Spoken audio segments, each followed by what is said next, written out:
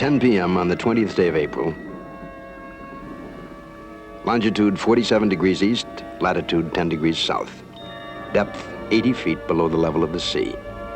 This is the coral jungle. Around the divers of Calypso, just beyond the circle of their lamps, night creatures move uneasily, stirred by this strange sight of man, the unaccustomed presence of light.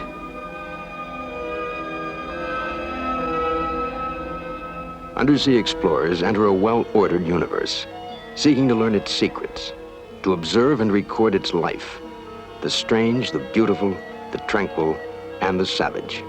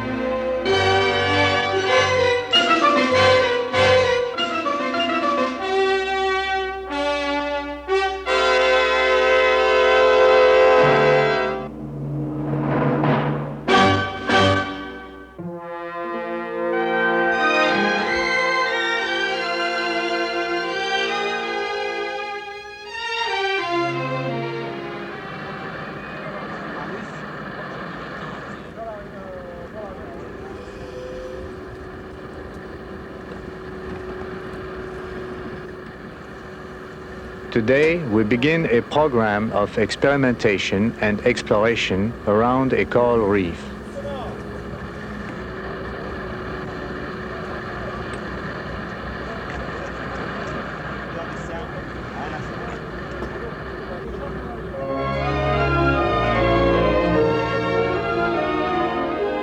Equipped with camera and radio, Jacques Cousteau rides the wind to survey an atoll.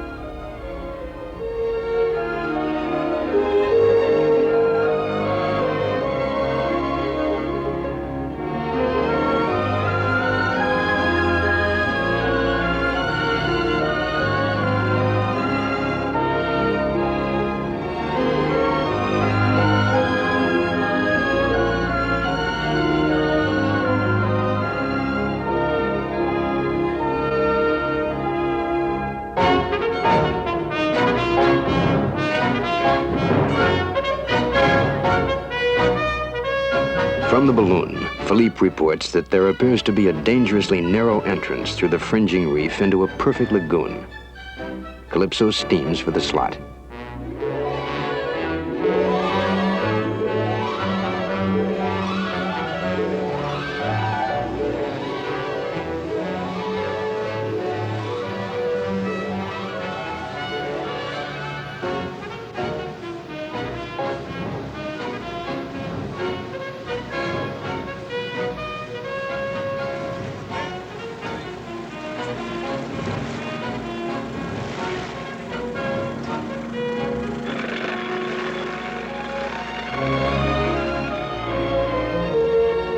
Safely inside the lagoon, a coral reef and its exotic life surround Cousteau and the Calypso. Over a century ago, Charles Darwin peered into the waters of a reef, longing to observe the incredible variety of life below. But only recently, diving scientists have begun solving the riddles that confronted Darwin, bringing understanding of the coral world and the full dimension of its spectacle.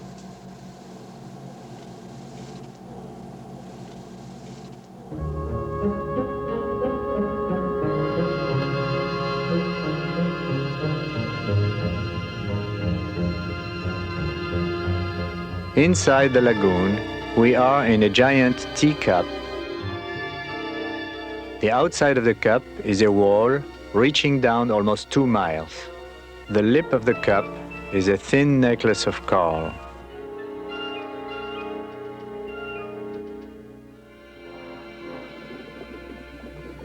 Our first dive in a world so physically striking overwhelms our senses.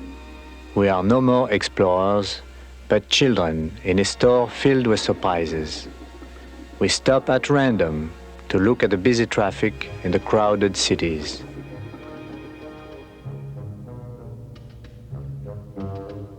Minute creatures, living coral, whose skeletons are cemented together by algae, form the reef. Each species of coral gathers into a distinct shape, like massive boulders. Tabletop coral fans out like flattened mushrooms. Elkhorn coral spreads like the branches of a Christmas tree.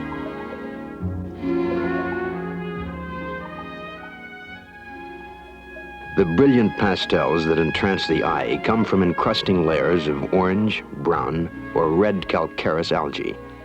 As one generation of coral skeletons piles atop the next, the reef grows, often as much as a half-inch a year.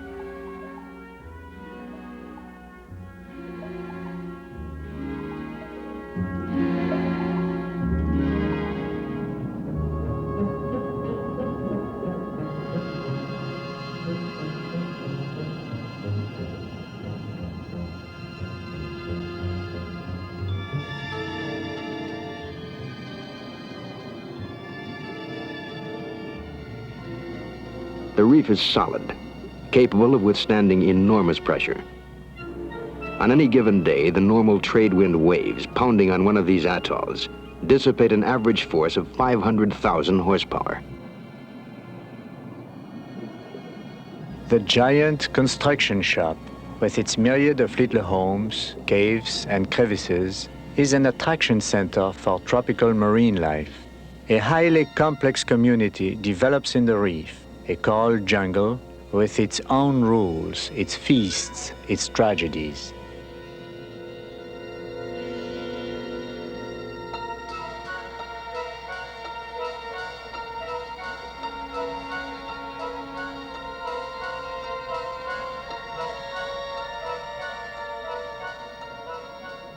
By chance, a fish is born with some special quality, like coloration, speed, size, shape, that thwarts a predator. This fish survives, and his kind flourishes. Around the reef, a delicate balance has been struck by all inhabitants.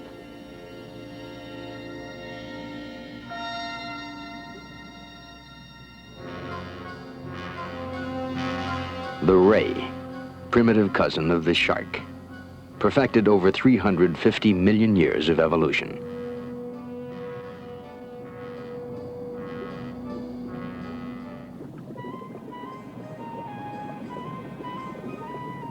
Suddenly discovered in daytime, the night-walking sea slug's frantic race for shelter becomes an incredibly graceful dance.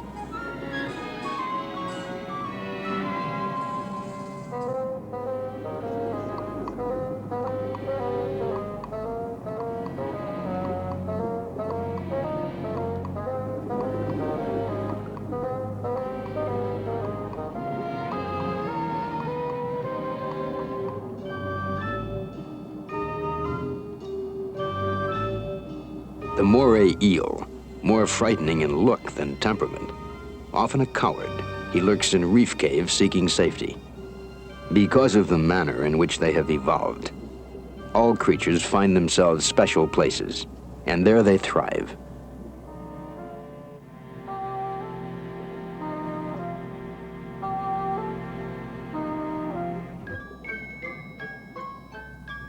From day to night, the cycle of reef life changes. The spiny urchin emerges in darkness to scuttle about the sandy bottom at an average speed of 1/4 mile an hour, accompanied by starfish, shellfish, and a host of night-crawling creatures. Below the spines, the urchin is a tasty morsel of food, but only the thick-skinned dare attack.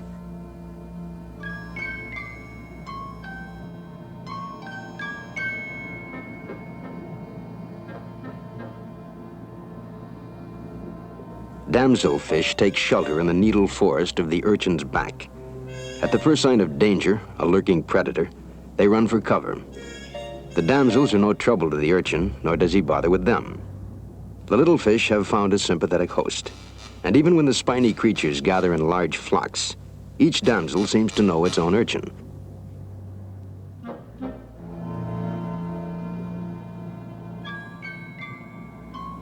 We wanted to see if we could lure the damsels away from their house. Trapping urchins in a plastic globe created chaos among the fish.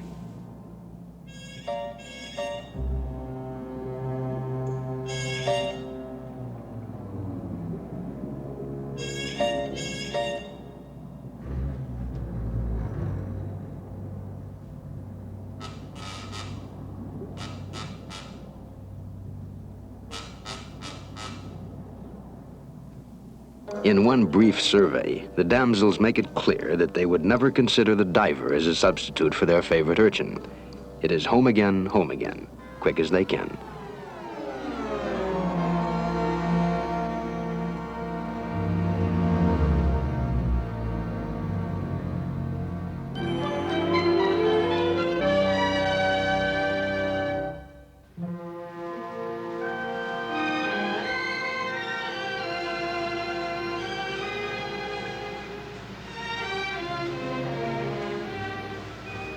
It was on the 1st of March that we met Maldives Islanders at work on a coral reef.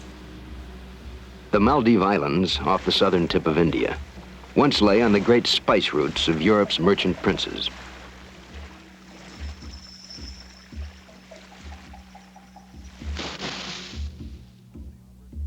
The islanders have only one source of construction material, their own fringing reef. They harvest coral all year round to use as stones and to make cement. It may help build houses, but it reduces the natural protection offered by the fringing reef against the waves of the ocean. A number of such overexploited islands have recently disappeared, eaten away by the swell.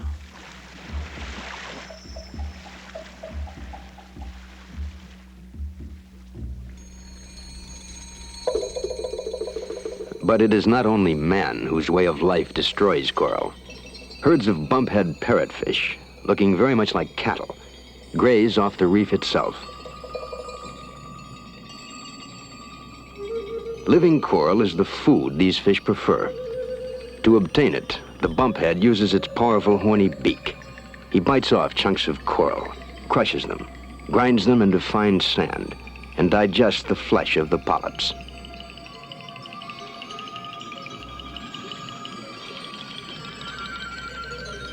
The bumphead excretes the remaining sand. A single fish is estimated to produce 5 tons of sand a year.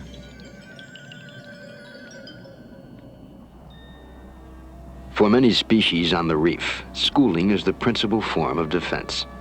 Some experts believe that in order to strike, a predator must single out one fish from the group. He is confounded by the school, a swirling, confusing cloud of motion and mass. Smaller species of predators like these barracuda also school, for protection, but probably also for more effective attack. The larger the fish, the greater the likelihood of being a loner and not needing the support of a school. Coloration is part of protection, the bands and blotches adding further to the predator's distraction. A fish's colors identify him, give notice of his presence to other creatures on the reef. But threatened by the approach of a diver, this unicorn fish retreats and darkens his colors.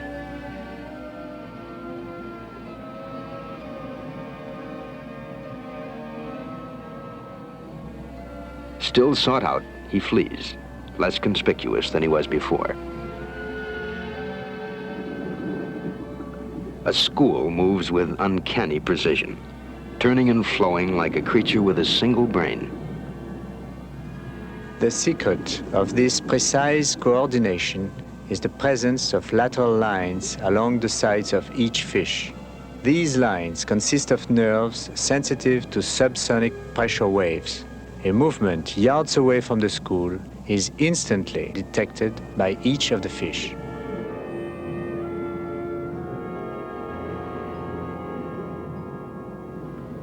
We have found that the smaller the fish, the greater their tendency to school, and the more sensitive they are to any change in the environment.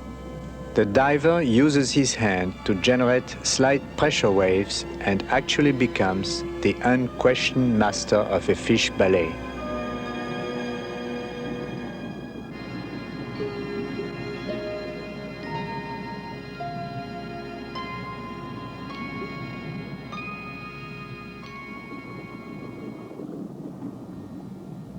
But schooling is only one form of protection from predators. The porcupine fish possesses another. His spikes are in themselves formidable, but at the first sign of danger, the porcupine inflates himself with water.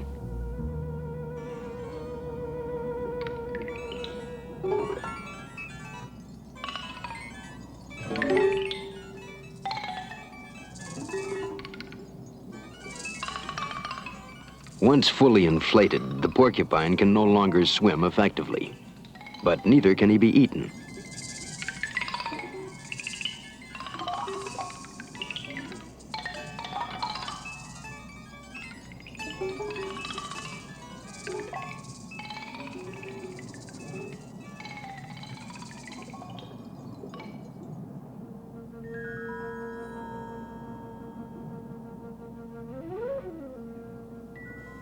Beautiful sea anemones are often called poison ivy of the sea.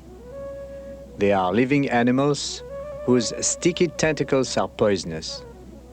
They sting, inflicting severe pain, and can even paralyze fish the size of a sardine.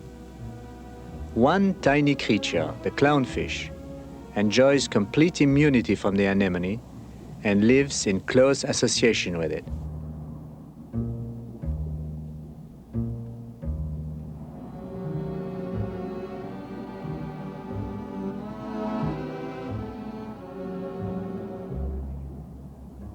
A fish coming in contact with the anemone is helplessly paralyzed and would soon be digested.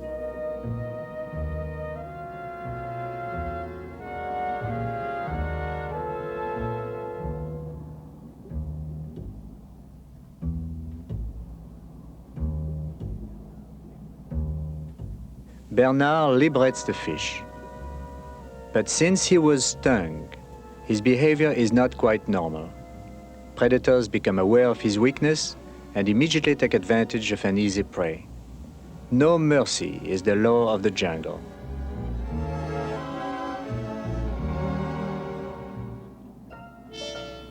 An aggressive grouper noses in. But the clownfish are safe from this intrusion, for even the grouper will not risk the anemone.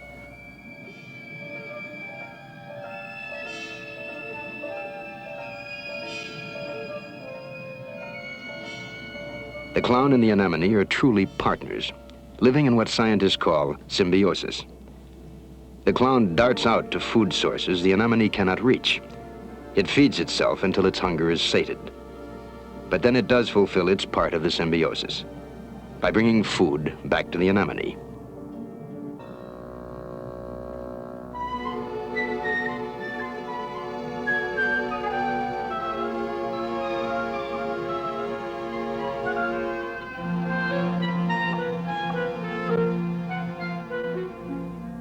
The clownfish and the anemone have long been known as partners, but this is the first time a clownfish has ever been filmed actually feeding the anemone.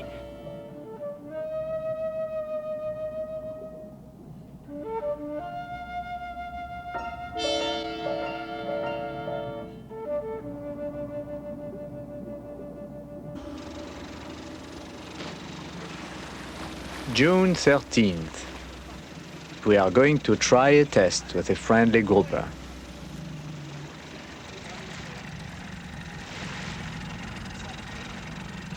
Jacques Cousteau will lead the dive, assuming the primary responsibility of photographing this experiment.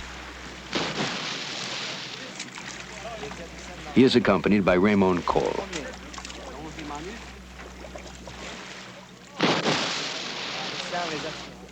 Many of the sedentary reef fish have conquered a vital space around their home and consider it to be their property. There have been successful attempts to prove this theory in laboratory aquariums, but to observe it in the uncontrolled environment of a reef, a simple device must be used.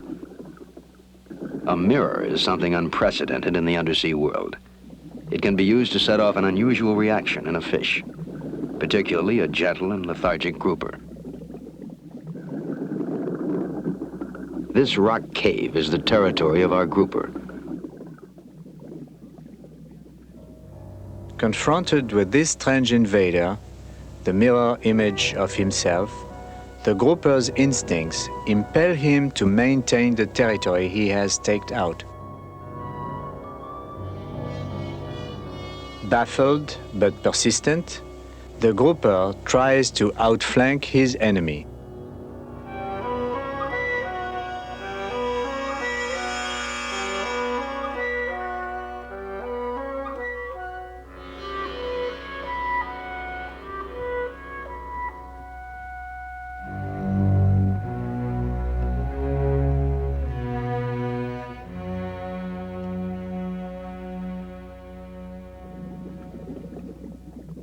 To increase the threat around the borders of the grouper, a series of 4 mirrors is installed, creating a menacing variation on the amusement park attraction.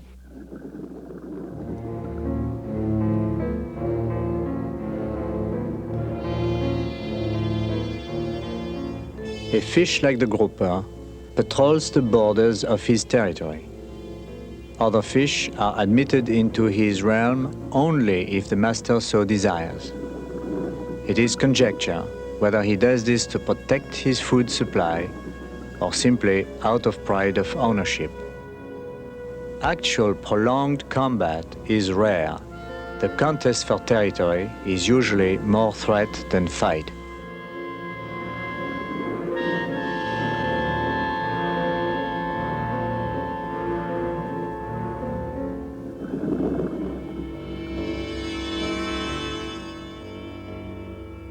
Assessing the situation, the grouper now takes the only course of action allowed by its instincts. Although perplexed and besieged from every corner, he attacks.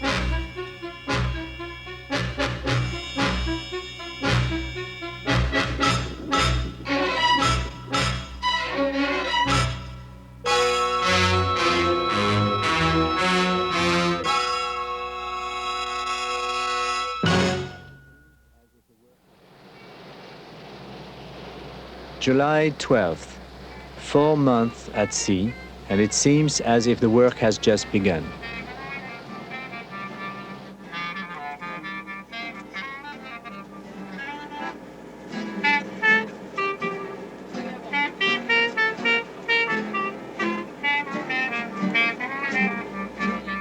The jam sessions on board Calypso take many forms and express many moods. Among the men, there are separate musical groups: a classical string quartet, a rock and roll band, and a group that plays modern jazz.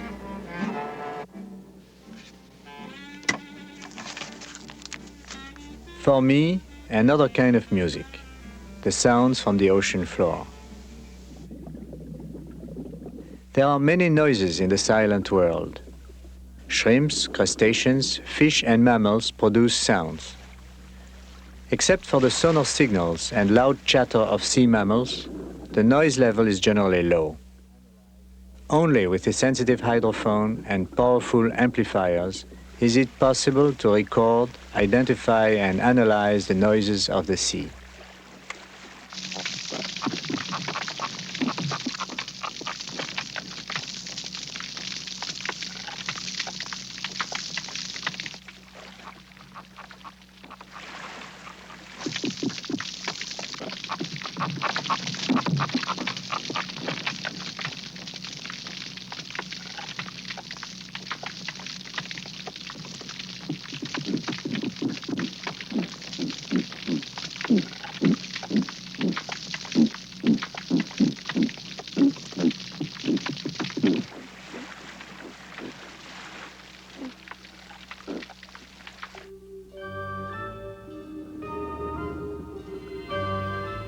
With specialized equipment, not only sounds, but sights too can be recorded in their most minute detail.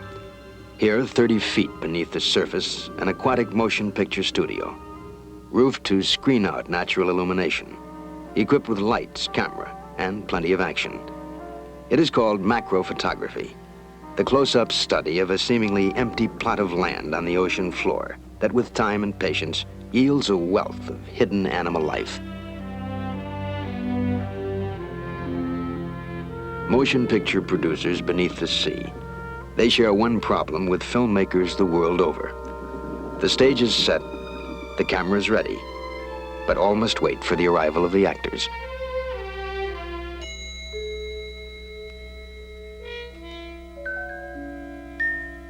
A rare crustacean appears in gargantuan detail. Its eyes set on separate swivels. They shut out excessive light through a unique internal system resembling Venetian blinds. Beneath its body, small paddles act as ventilators for eggs and shovels to dig into the sand.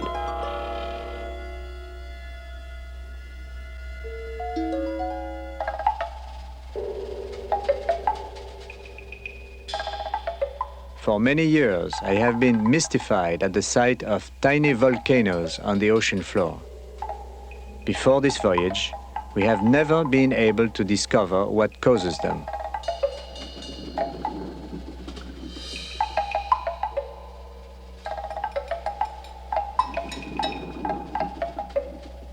To capture the mysterious Vulcan, the diver uses a new narcotic, hoping to subdue it into momentary sleep.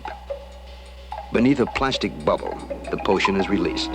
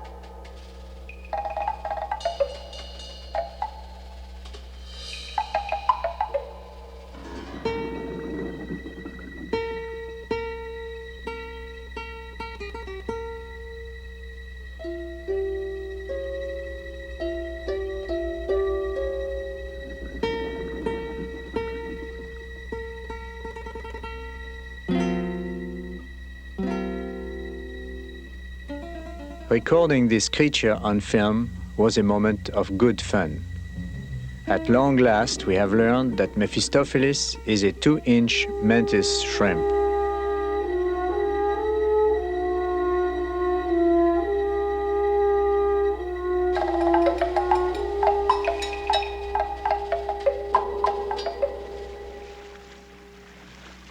July 25th. A report that there is a nesting triggerfish below starts some unusual preparations on board. Bernard is fortified with tape and burlap, arming himself much like a gladiator going into battle. Voila. In this world of coral, weakness means death. The species that is flawed soon dies out. The weak and the uncautious will be eaten. Among the creatures of the sea, courage is a common commodity. To the triggerfish, barely 15 inches long, it comes most strongly during spawning season, when the mother is left to keep water flowing on her eggs and guard them from intruders. During this time, all who come close to her eggs, whether large or small, must be aware of her fury.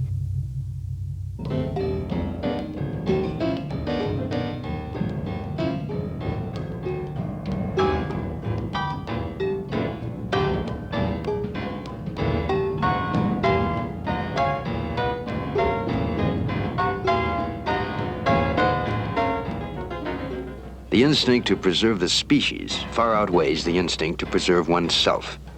And not even an animal outsizing her by 100 times is too big to be reckoned with.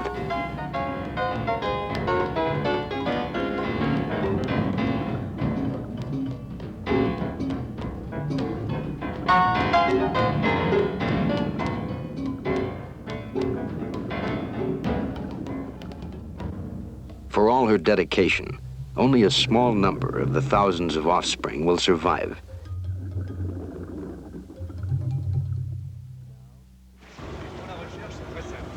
We have been on the reef for 4 weeks, examining life on the ocean floor. Now, to set up a new experiment in fish behavior, we must collect living samples.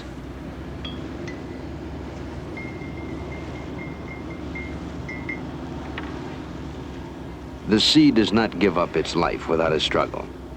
To lessen the chances of damage to the specimens, Joseph Francois, the ship's doctor, prepares a drug. It is called MS-222.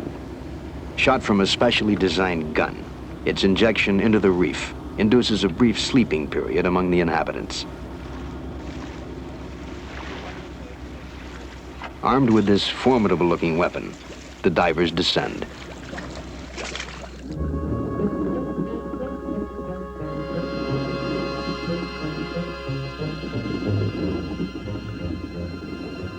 They carry with them the Cousteau-designed bubble trap.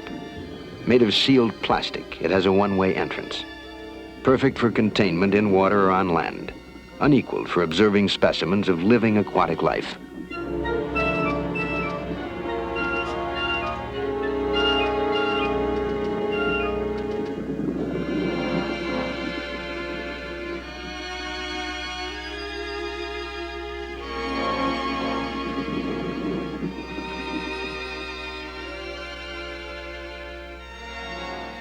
Stunned into unconsciousness, he is placed in the bubble until he revives. And the harvest continues. A familiar friend, the clownfish, is the most puzzled. For the first time, his formidable companion, the sea anemone, cannot protect him from danger.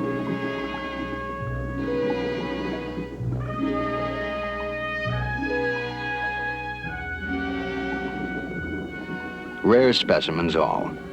In any square yard of ocean bottom thrives animal life valued in the hundreds of dollars to fish fanciers the world over.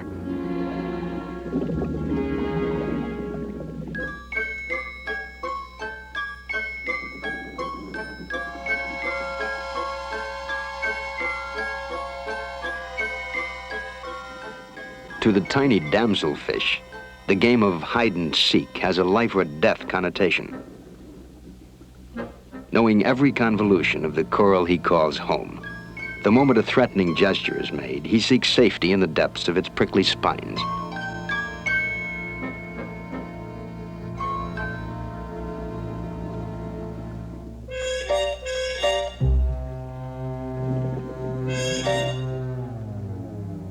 To predator and curiosity seeker alike, this protection is infallible.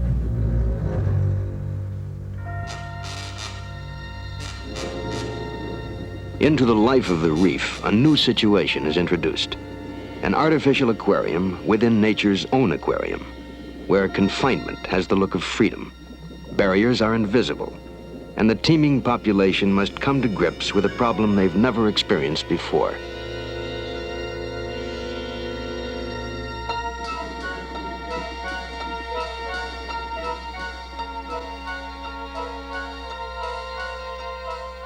Interestingly, the first to come to their aid are members of the same species, sensing trouble through the erratic swimming behavior of their imprisoned companions.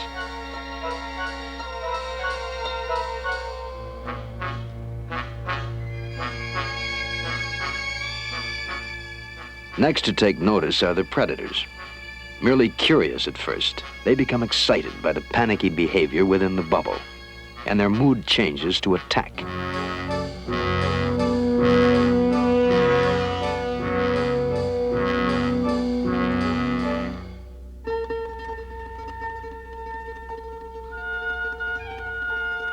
A large grouper seems to wonder how to best take advantage of their predicament. The grouper recognizes that the fish in the bubble are acting strangely. In the coral reef, this is equal to a death sentence. At the first sign of unusual behavior in a fish, he will be eliminated. The look of the fish in the bubble says they are in trouble. Therefore, they are fair game.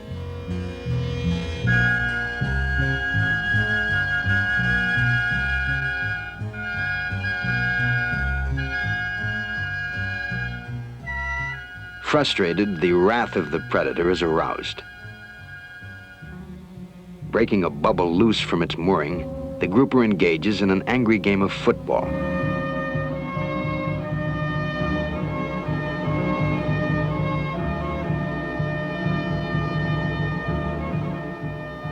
Were he a bit larger, or the ball a bit smaller, the game could end in a sudden gulp.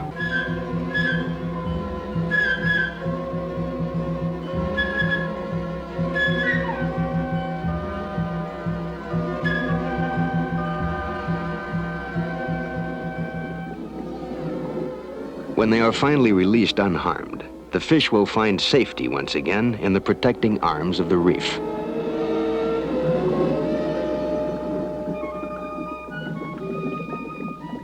The continuity of reef life will be restored.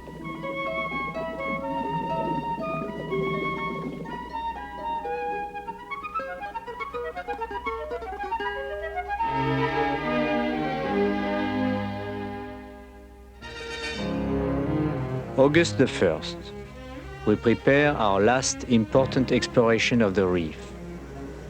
Years ago, Darwin looked at the same kind of atoll from above and speculated about its origin. At first, a great volcano stood in this place.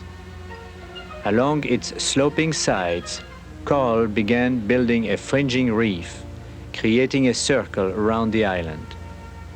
As the volcano slowly sank into the ocean, the reef continued to grow. Inside the ring, a shallow lagoon was formed as sand and coral debris filled the area around the subsiding mountain top. Falco leads the team of deep divers on the journey toward the bottom of the reef. 150 feet is the normal working limit for divers breathing air. Further down, the diver's mind becomes confused by what is called nitrogen narcosis, making professional work a hazardous procedure, and amateur diving a foolhardy escapade.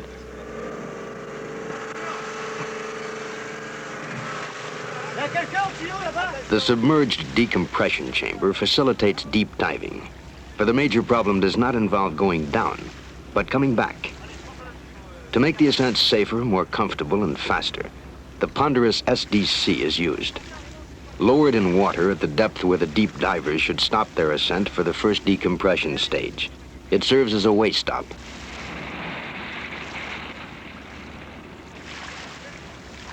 Delois, the cameraman, Undersea, and Falco will be using a helium-oxygen mixture to avoid deadly narcosis while working at 200 or even 300 feet of depth. Beyond the rigid check system, there's an extra sense of care to the preparation of the dive. The helium-oxygen mixture goes into an extra-large tank block, twice as cumbersome as the streamlined Calypso backpacks.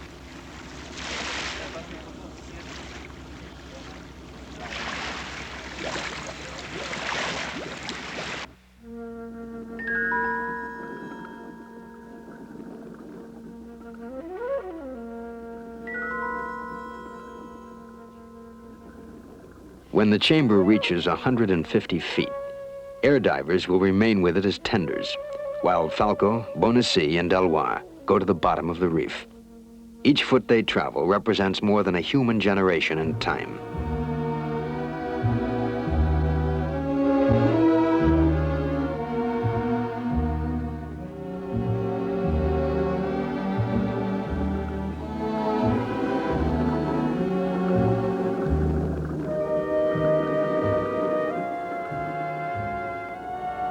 At almost 300 feet, Falco discovers a cave.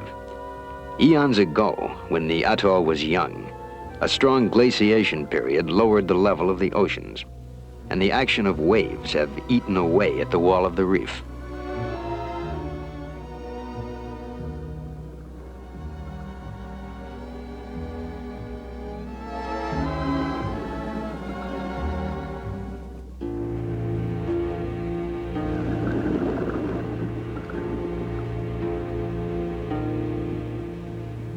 The study of living animals in the reef holds endless surprises.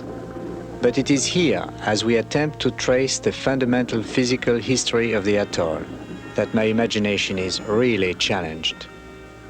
Secrets compressed in coral across millions of years may be learned when we analyze the samples. Pulsations of the oceans through glaciation periods will be accurately dated. Helping sketch a living picture of Earth in its earliest days is the tantalizing prospect before us.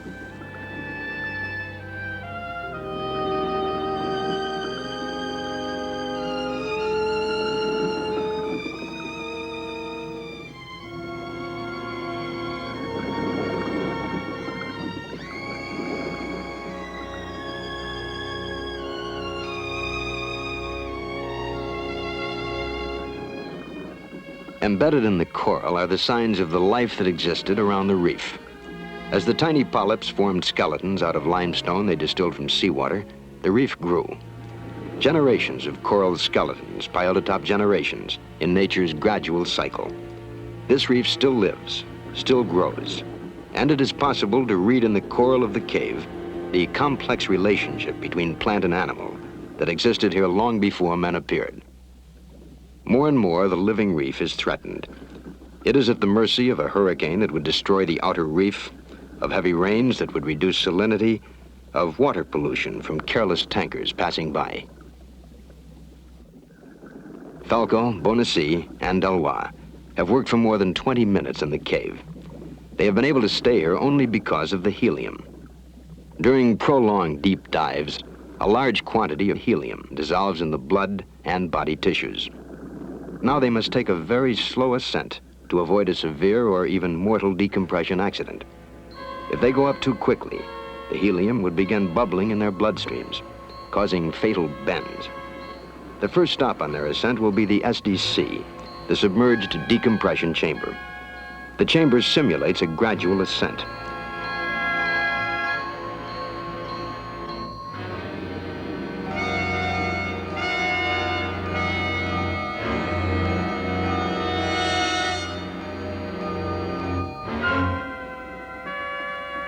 There is one last difficult procedure to be accomplished.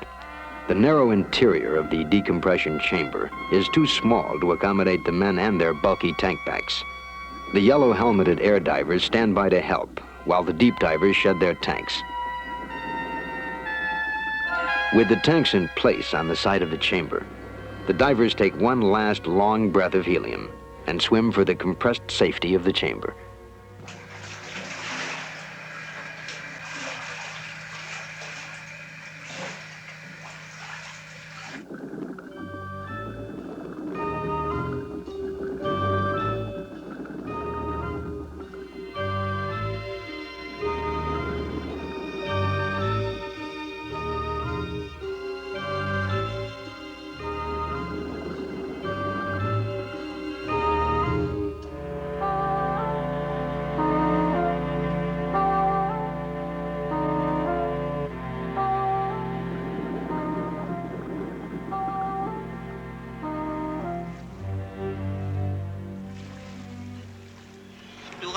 I know we have taken all conceivable precautions.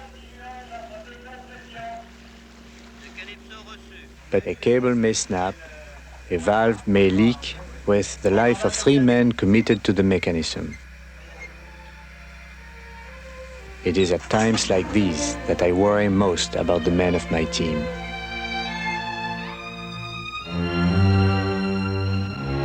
Calypso reçu. On verra quelques minutes, ça sera sur le banc.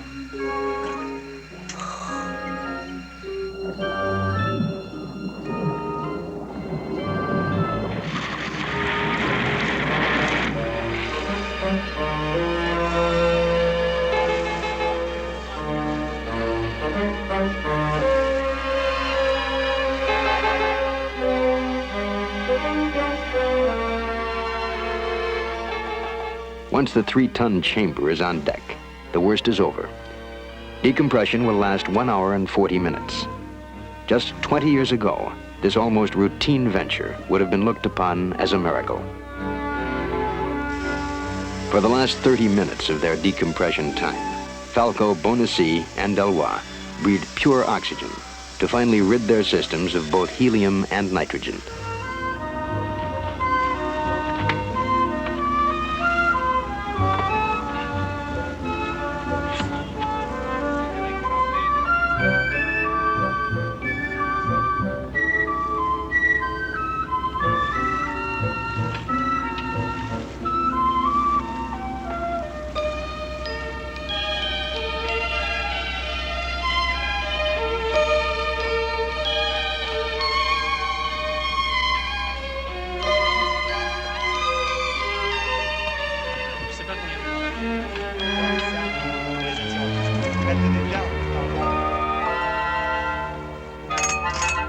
It is August the 8th, 4 months since Calypso arrived at the atoll.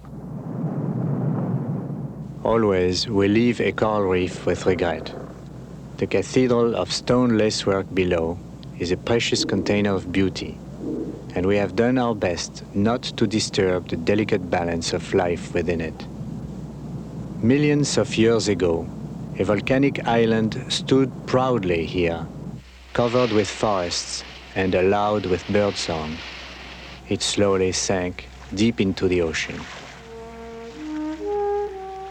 Today, the bustling coral jungle is a fragile memorial to a long-lost paradise.